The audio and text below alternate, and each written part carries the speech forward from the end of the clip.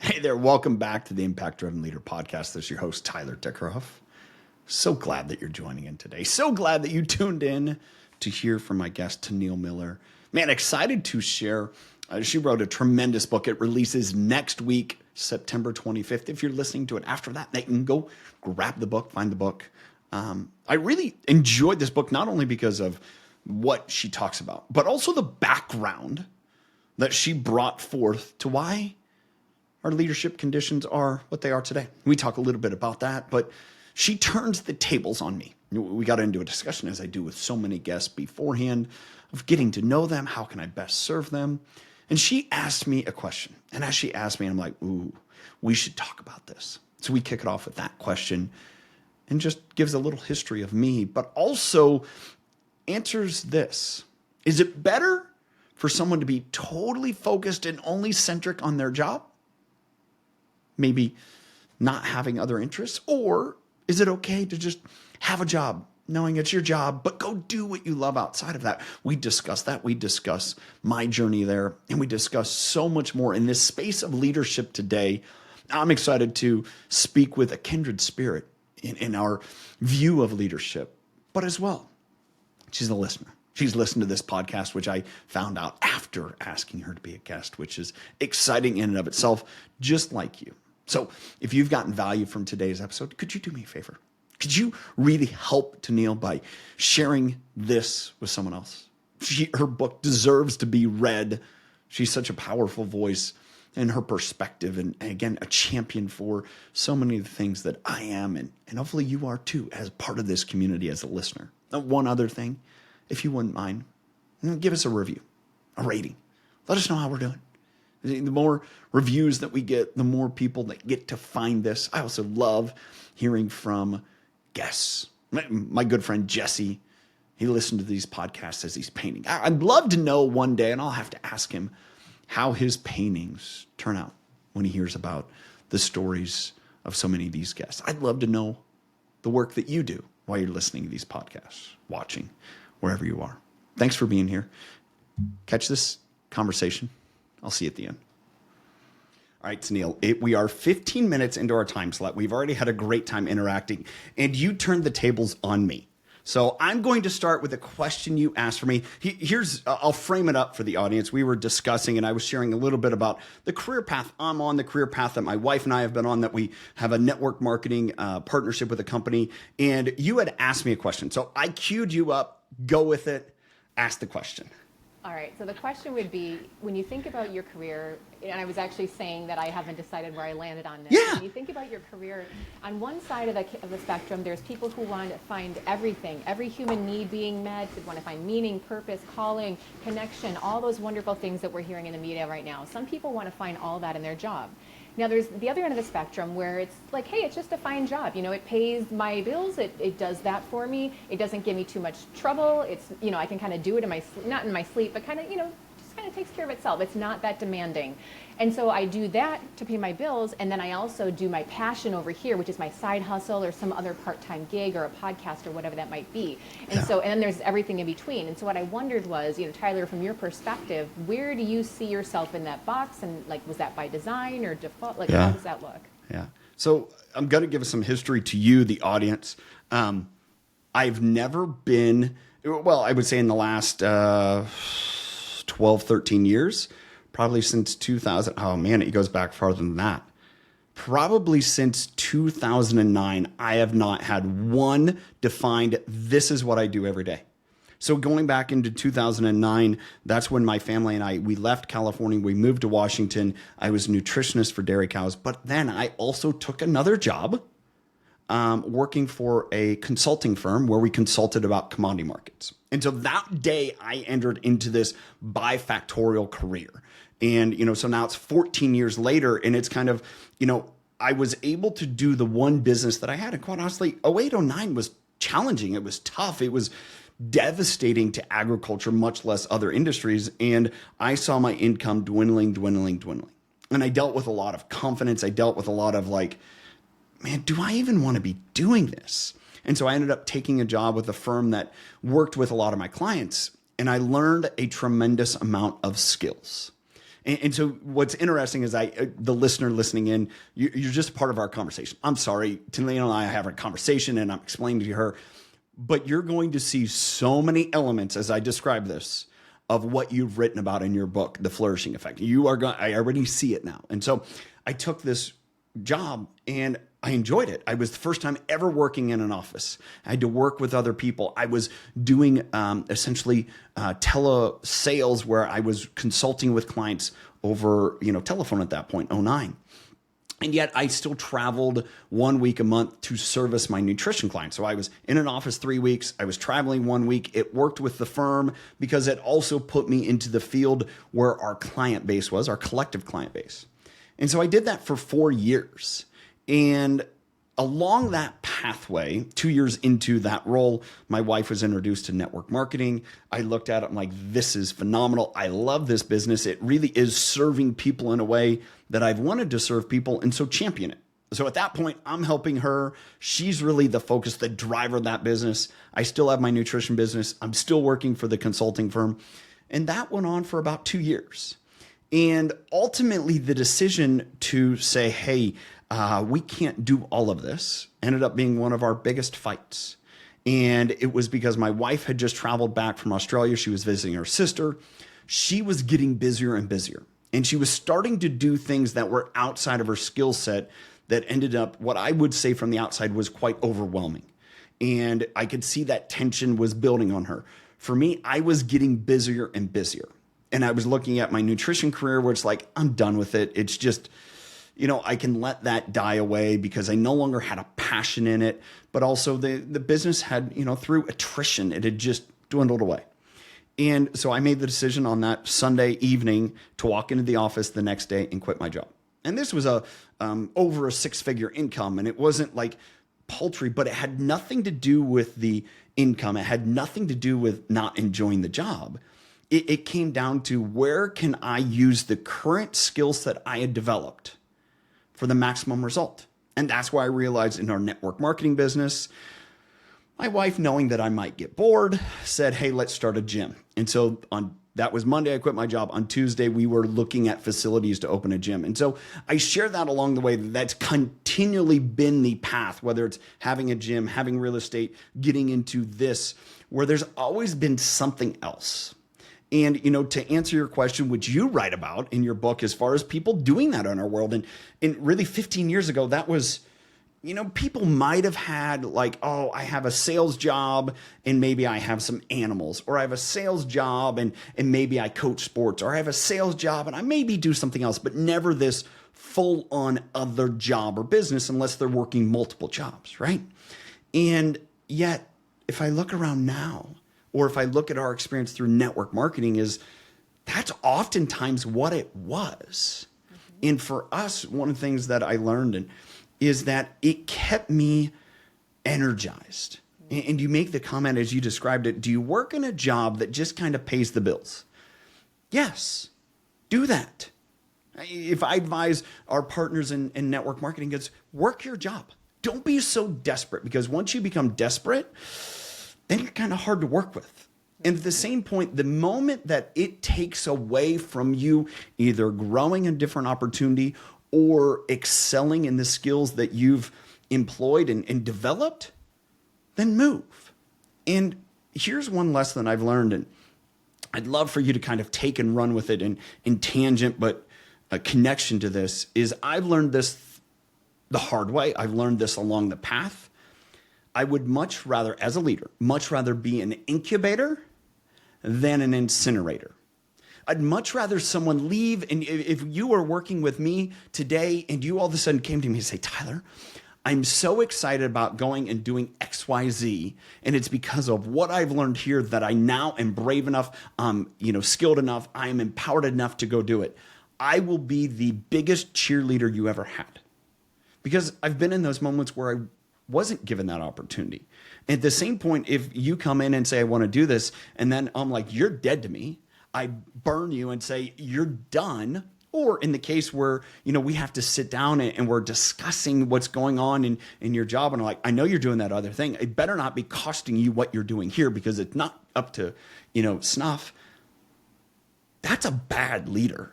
And I don't want to be that. And so I'd much rather be the incubator than the incinerator. Wow. No one knew that they were going to get a 7-minute, solo start. But hey, glad you're here, Tonille. Glad to be here. Glad I could add some value. So that last part, or tell me what your thoughts on all of that are, and like, how does that frame in, or how's that different than your thoughts?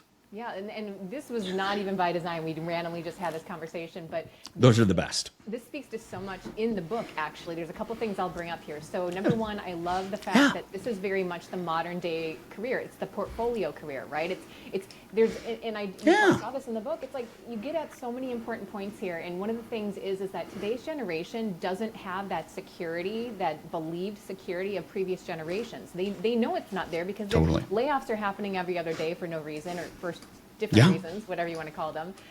For them, it's more secure to have a portfolio of gigs and their own thing and something else over here and all this. That's more secure than the quote unquote secure 9-to-5 job of previous generations. So that's one thing there. I think you spot on with that. And I think we all need to have a couple things there, whether it's for our own growth, like you said, because you felt like maybe you weren't growing in that role after a while. Yeah. I've left all of my jobs whenever I've left them because I wasn't growing enough anymore and there wasn't enough room to get out of the box. So I can totally relate to that.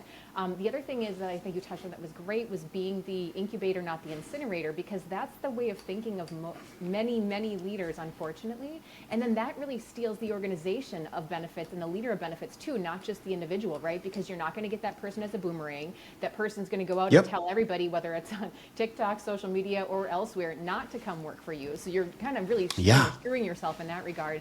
And then at the same time, you're really stifling them, which means they're not giving you their best, and they are looking for another job until, on the side and that type of thing. So I think you hit on so many things there that I love that motto of being the incubator, not the incinerator. That's great. Well, I mean, there's a piece of leadership, and I've shared this with people that have worked with me and ultimately for us, is my intention is always that you hire your replacement. And part of that was encouraged to me at some point in the line of a career that I had. And it was, I don't know if it was so thought out, but it was just kind of like, hey, that's what you're going to have to do. You're going to have to train the next person because you're moving on.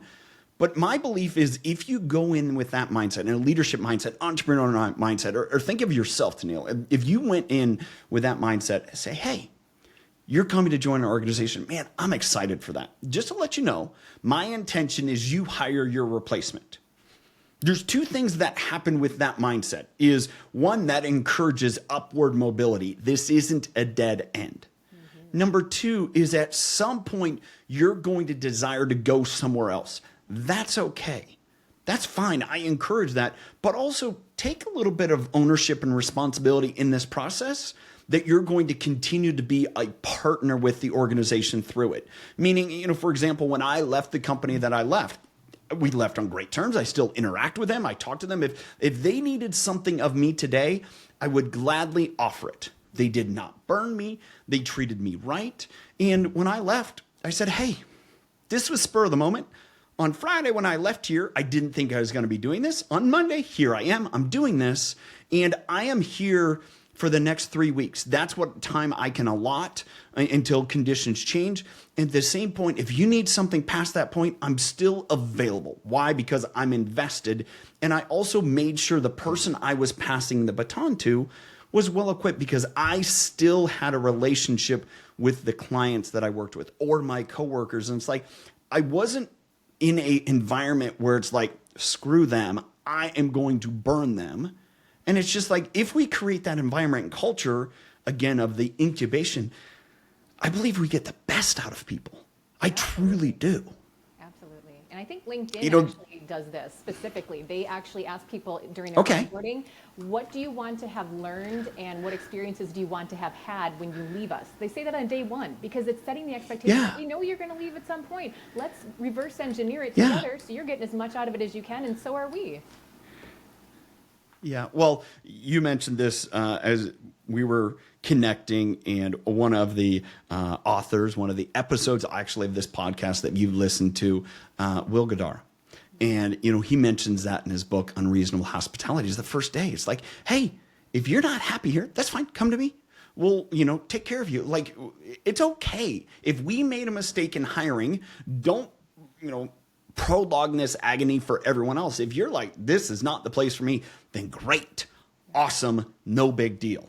And I think to me, here's the big difference. In you do a wonderful job in your book, The Flourishing Effect, of laying the foundation of how we got where we're at. And I tremendously appreciate it. There's a book that I'm reading that is coming up as a guest, Untapped Leadership, Jenny Newsom. And she gives a different perspective, but yet there's so many correlations to how did we get here as far as the environment of workplaces. And one thing I really took away from that is, of all the skills, if we think in our workplace today, right? And we can go from my background in agriculture, we can go through, internal corporate to whatever production. It does not matter. It's all the same because it's people and there's doing some type of job. The skill that I believe has been least developed is leadership. Because of definition and or what does it actually mean? We've told people how to sit at an assembly line and just do a repetitive action. We've taught people how to do accounting. We've taught people how to do marketing. We've taught people how to do coding. We've taught people how to do all these other skills. But as you mentioned, and I think it was so masterful, the Industrial Revolution changed the environment that people operated in.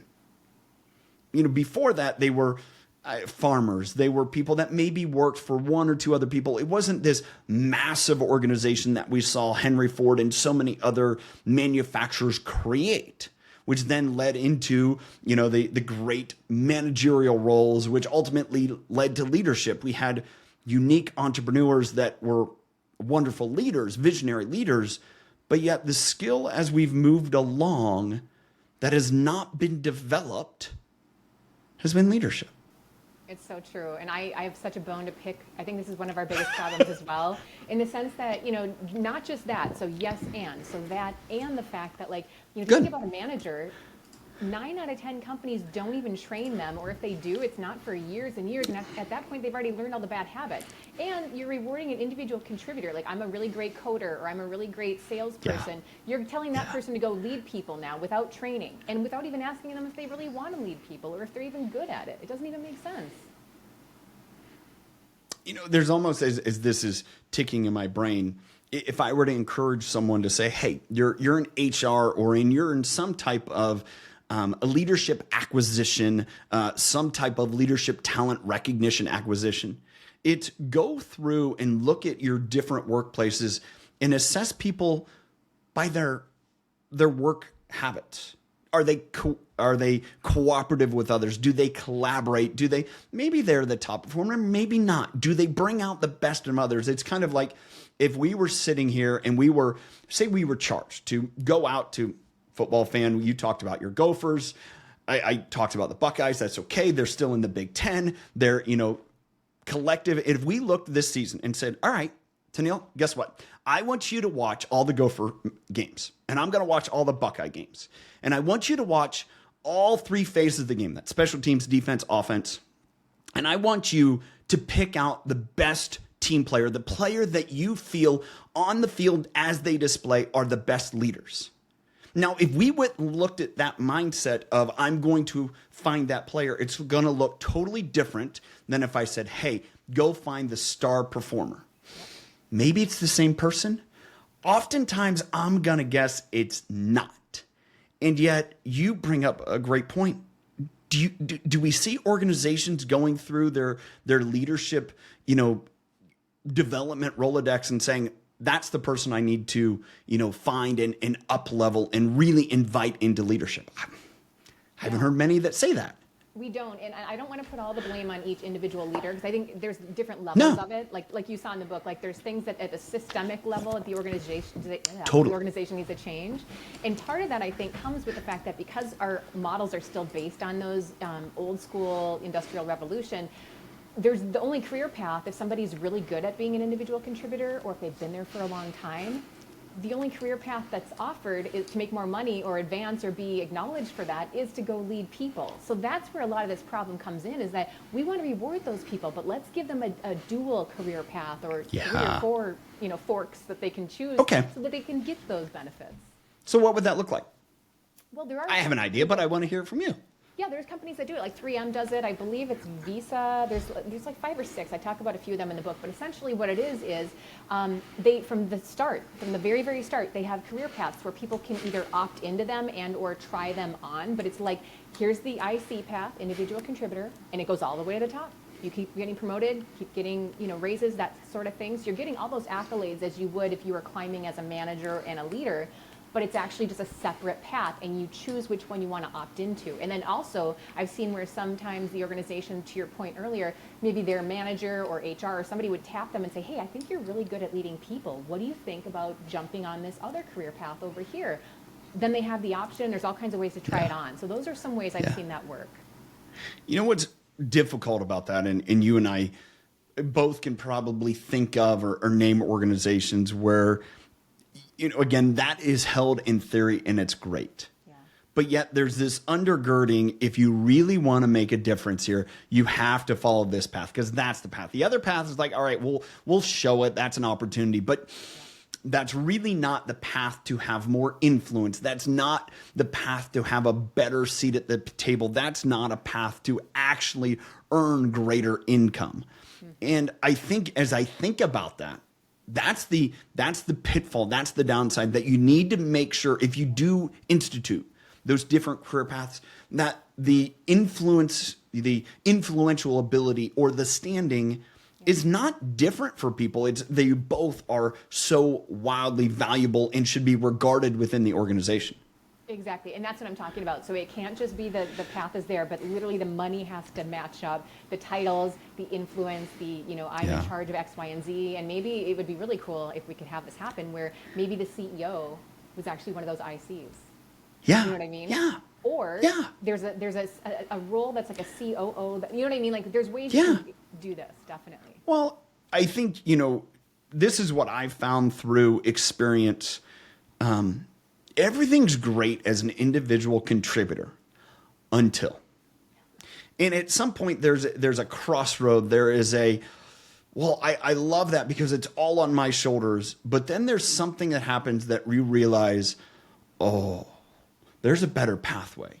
There's a more enjoyable pathway. And maybe it doesn't mean I'm a part of, leading a team of 1,000.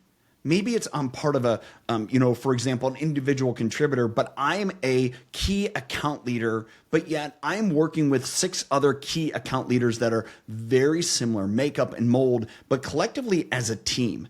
We support, we, help each other, in that leadership of that team then becomes again, proving grounds, the training grounds for additional leadership. And yet many times in that position, I didn't even realize I was then on a team or I was developing leadership skills. Mm-hmm. Yeah, I think that's a really good point. That's an interesting model. And I think with that, you're touching on something else, that regardless of which path you take, we need to constantly be developing ourselves and our people. So whether I lead people or not, we can lead from every level. I was taught that at PwC. It's no matter how junior you are, you have your team around you, you have the climate of that team, there's ways you can take on that different leadership roles and try things on, even if people don't report to you, and that's important. Yeah. That's an opinion, that's a belief that I have, and I think that's one of the great shifting points for our generation, and I say our generation, the Gen X, the millennial, that gap or whatever, and that's where we're figuring out that leadership isn't a title. We've maybe learned that from previous thought leaders, but now we're really seeing it play out, that leadership starts with me first. And if I'm willing to lead myself first, my family, my peers, those around me, then that influence ends up, we start to see, this leadership thing is about being more than me. Not just because, I want a leadership role because that affords me the most luxury or the easiest path or, the most autonomy and control. That honestly, that leadership role actually is more fulfilling because I'm now making an influence. I'm helping people. I'm contributing in a exponential factor compared to just my individual performance. Absolutely. And leadership is really all it is impact. It's not title. It's impact. Where are you having impact? So for example, if I'm somebody who maybe I'm in the, an associate level person, but let's say that I'm really influential because of whatever reason, people listen to me, they follow me, they like what I'm doing. I corral the cats, if you will. Yeah. Someone should be tapping me on the shoulder and saying, hey, you're a leader. Let's continue to develop these leadership skills and move you into these different roles if you're interested. That's a leader, not you've been here for 10 years and you know what I mean, and you get promoted a few times, so now you're the leader. That's not what it is, especially with this new generation. They've grown up leading their peers, their parents, themselves, much more than any previous generation. So they're ready for it. So we need to start handing the reins over, making sure that they feel comfortable and giving training, but we need to start doing that. I think this is a point that you made in your book is, and I stop and think about my own children who through the pandemic, the last several years, have actually had to be more involved in the solution. Because it was many times like, we have no idea how this is going to work. We'll just play it out and see what happens. And it either worked or didn't work based upon the collective engagement. That has now, in my opinion, created a relationship, a condition of a worker that is so much different than we've ever had. And so that to me is what's creating this massive tension in our current management and leadership roles. Because I think so often people are trying to go back pre-pandemic. Well, this is what I was doing beforehand. We'll just kind of gap that time. And then there's others realize, no, we've all changed. This is the new norm. How do we proceed forward here? But there's one caveat I think both of those camps don't realize is that our newest worker, a worker who had never worked pre-pandemic that is now working, they are looking at the world saying, well, this is the way it should be. Why isn't it?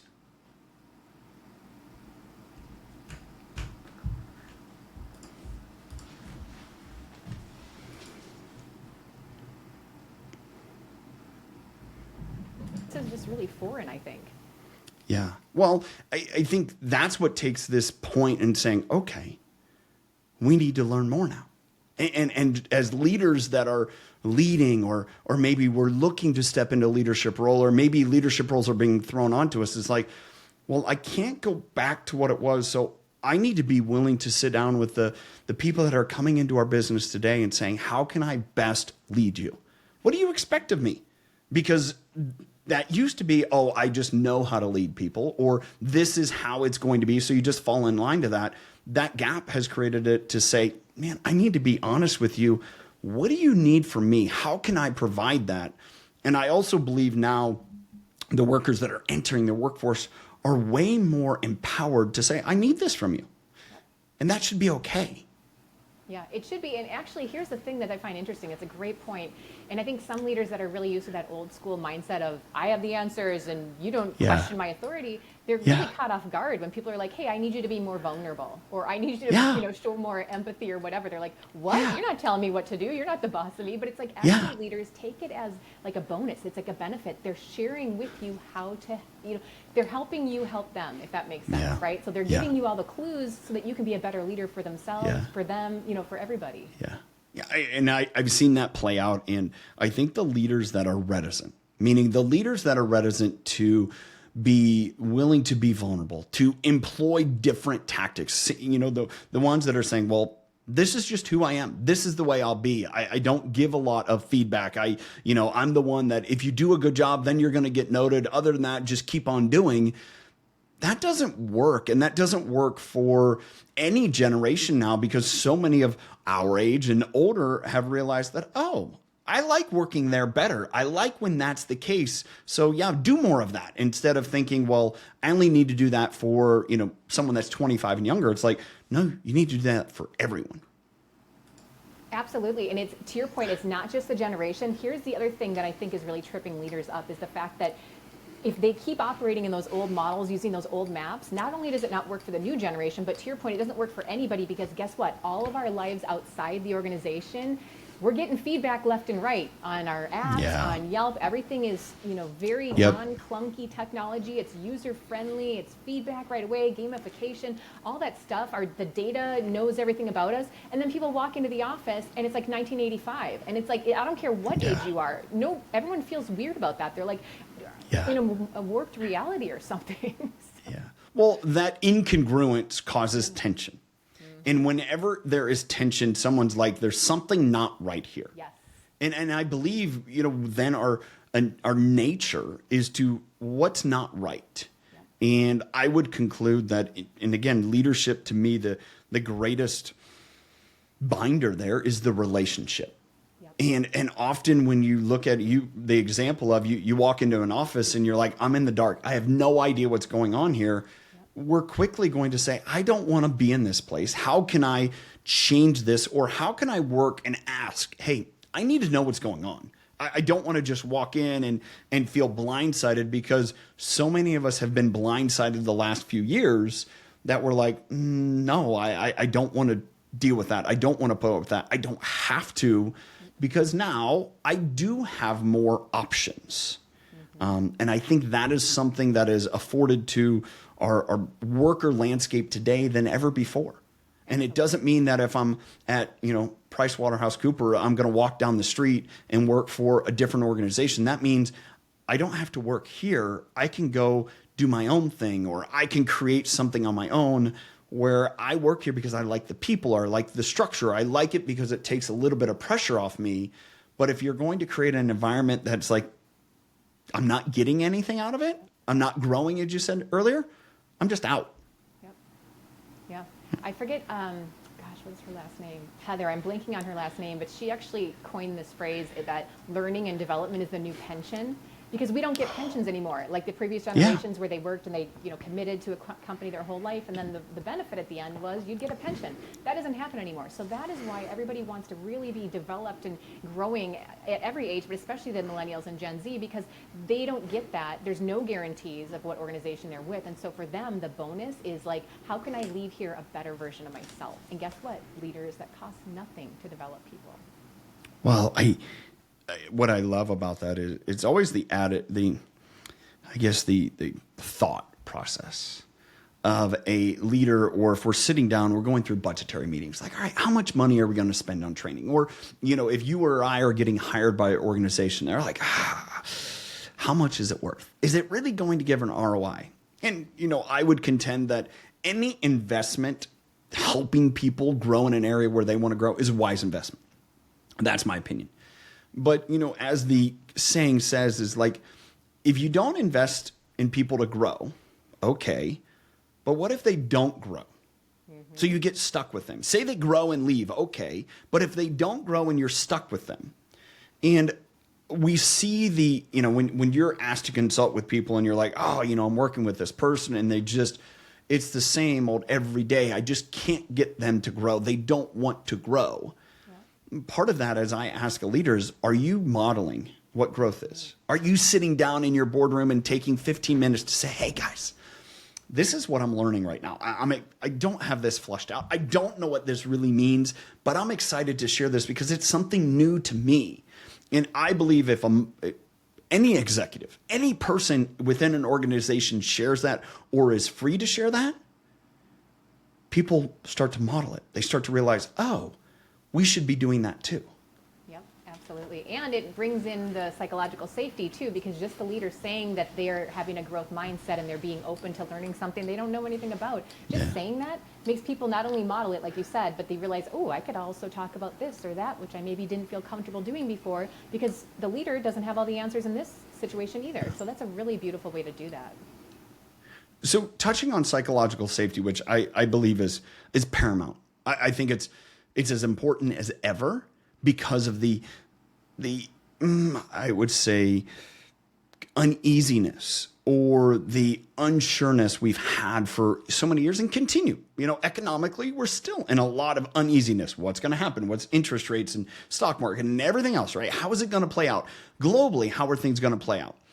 And what can leaders do that are maybe sitting here listening and saying, I don't know if people feel safe or not, or what more could I do to make sure they feel safe? Or if you were to say someone, I recognize this is not a safe environment, I encourage you to do X. What would that be? Oh, I love this question. I call it a organizational lubricant. Like if you have psychological safety, everything happens quickly after that. Like everything can happen much easier, seamless, all that good stuff. Lots of things leaders can do, and of course, Amy Edmondson is the pioneer. She's done so much great research in this space. So I would say leaders start with her books and her content. But I think just simple things you could do, like you said, starting a meeting by sharing a vulnerable story, even if it's out of character for you. Especially the beauty of the pandemic and everything is right now everything's up for grabs. So if a leader starts practicing some of these things that years ago it would have been like, is John crazy? Like, what is he talking about, this vulnerable story? That's not him. Now everything's up for grabs, and they could even say, hey, this may sound kind of out of character for me, but I wanted to share this story because it really moved me this weekend, or it really touched me when I heard this story. So just the biggest thing leaders can do in any regard, but especially this way, is role modeling. So starting off meetings like that. There's a lot of things like I think Alan Mulally did this, but really applauding when someone brings forth a point that is kind of a scary thing that they were afraid to talk about. Applaud them. Applaud quote mistakes and quote failures. Applaud those, because we're going to mine them for the learnings of them, right? So it's not just good job, you failed, but then what did we learn from it? And the more that you keep doing those sorts of things, the more people feel comfortable trying and experimenting and having that growth mindset. I love that you mentioned that piece from Alan, and I believe that he was a trendsetter in that case. And in so many organizations, if you're not familiar with it, in the book American Icon, but it's talked about in Alan's books, is talked about. It's when he walked into Ford and he said, hey, what's not going well? And this is a company losing billions and billions and billions of dollars, and they're like, everything's great. And it was kind of this consummate, everything is awesome, even though it's an absolute mess, because they were afraid of, if they say what's going wrong, they're axed. It was the, kind of the result of Welchian leadership of, don't tell me you don't know, figure it out, know. And if you don't know, that's your, key to the door out. Yeah, don't complicate problems, I think they said. Yeah, and it was, only come with solutions. Like, I don't have the solution, so I'm bringing you the problem because there's someone else in here that can help me with a solution. That vulnerability should be championed. And like you said, Alan did that and was probably one of the first really key leading CEOs that said, hey, this is important. One thing that you mentioned, and I believe, and I wrote this down as kind of a thought, is a leader who says they are unsure and is not out of context today, instead of just pure honesty. And you mentioned that kind of in your book a little bit, is like, we've gone through pandemic to economic change to, global change because of different skirmishes and everything else, wars. A leader who says, I am unsure, is just being honest with you. Yep. They're not an incapable leader. They're just saying, I don't know. Yep. And that's okay, because if someone sat here and like, I knew exactly, you'd probably look at him and say, you're full of it. Yep. Like, because nobody can know everything anymore. Everything's moving way too quickly, and just the way that information flows and all that stuff. Number one, no one knows everything, and we are in a totally different time right now than we were 3 years ago, and people need to acknowledge that. Yeah. So anytime we say we don't know, that's totally human right now. Yeah. Again, that's, as I mentioned, that's just being honest. And I believe this, that, honesty is not only the best play for leaders, you get more out of people when you're honest. Absolutely. And I believe as a society, when we're honest, we don't recognize that honesty elicits more grace than we think. I believe that's an advantage for leaders that are willing to say, I don't know, but I believe. You can believe and not know. And if you believe in the people around you, that you have the capability to solve the problem, to find a solution, as you mentioned, come with me, with your solution. No, come with me, the problems. We'll figure it out. That's what we're here for. And I love what you said, too, because the being honest and then also saying, hey, I don't know, but let's figure it out together. That is the most empowering thing you could possibly do. Yeah. Well, and especially a leader that is cued in on what their strengths are, compared to what everyone else's collective strengths are, that's when you get the most. Absolutely. So as the book is releasing very soon, as you're kind of on that next step, what is it that stirs in your soul the most as you interact with leaders, as you interact with other people, such as ourselves that are so passionate about serving leaders, what is it that stirs you that are like, I just want to see this change. I want to see this difference? Yes. It's hard to narrow it down to one thing, but what I would say is kind of the premise of the book is this, in the sense that it's not one or the other, people or business results. It's both and. I love that. In fact, when Yep. we invest in the people and we focus on that, the business flourishes as well. And so that's the message I really want to get home. Because again, I'm not just here from HR. Like, I'm not just, let's build some programs and make people happy. No, that's not what I'm talking about. My background is very strategic in nature. And so I've always learned we need to make sure the business flourishes and the people flourish. Yeah. And this book is full of ways to make that happen. Yeah, So I'm really that's excited true. about that. I appreciate you emphasizing that, because that was one of my big takeaways, and it's what I believe. If you put more into the business and really make that, whatever happens inside leaks. Yeah. And if it's not going well inside, it will leak to whoever outside. And if it's going great inside, it will leak outside. And I think there's a real check and balance at times, because you can be on the pathway of doing things great, and then all of a sudden something falls apart. And it may show up on the outside. It's what can you do to always keep the pulse and make sure that, are we focusing to give the best environment inside that will show up outside? Absolutely. And there's been a lot of direct correlations. I think Tiffany Bova from Salesforce has a book out right now about this, but it's literally how the employee experience translates to the customer experience. There's tons of data behind this. Yeah. Tonille, thank you so much. This has been a fun conversation. I've enjoyed interacting and just getting to know you better. Thank you. I really enjoyed it as well. And I love that we got to open up and learn a little bit more about your background.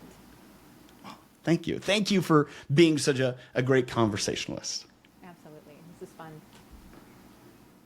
I'm going to focus on one central point. It's the thing I look down at my notes and I think about. The opportunity to create learning and developing organizations. You've probably, if you've listened to many of these episodes, listened to me for a while, you've heard me probably share the idea of being an incubator rather than an incinerator. And that's our great opportunity today in leadership for organizations, is how can we help people be more? Well, that isn't saying they're not enough. But to me, that's to be all that they can be. The U.S. Army used to have the tagline, be all you can be. Let's embrace that. Let's help people get there rather than using up everything they are, feel like they're indebted to us as leaders. The leadership has changed. Leadership is absolutely, how can I help bring out the best in others? Well, that's a leadership and development focus. It's creating an environment where the best that's inside leaks outside to everyone that you serve. I think about my friends at Movement Mortgage. I think they believe that. I think about In and Out. I think about, organizations that live, breathe goodness inside and focus on pouring into their people, because they know if they pour into their people, it's going to overflow into their customers, their products, and their services. And here's the last piece. Just be honest. None of us know. There's no way. If we stop and think about what it is right now, the end of 2023, there's so much that has changed. There's currently changing. It's going to change faster. That shouldn't concern us. Change is opportunity. Change, as Tonille talks about in her book, is an opportunity to help people go with you. When we go together, we accomplish great things together. I'm thankful that you're here, you're tuning in, you're taking time to help grow and develop yourself. I'm excited for the rest of this year, the things that we have planned within the impact-driven leader community, and also into 2024. I'm excited to share more of that. I'll share more of that in the upcoming episodes. But again, thanks for being here, and we'll catch you next time.